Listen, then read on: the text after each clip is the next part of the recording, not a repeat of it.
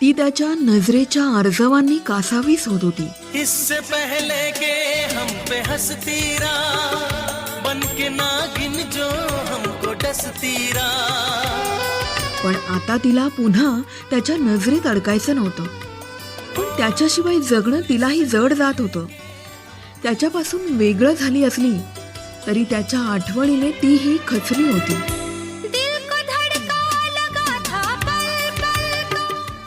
बऱ्याचदा तिला वाटायचं की असंच उठून परत त्याच्याकडे जावं, पण मग तिला जाणवायचं की ते घर तिने स्वतःहून सोडलं होतं आणि मग तिची पावलं अडखळायची.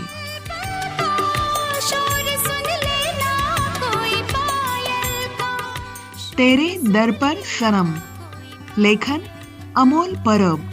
हा पूर्ण भाग ऐकण्यासाठी शब्दफुले बाय सुजाता या यूट्यूब चॅनलला भेट द्या.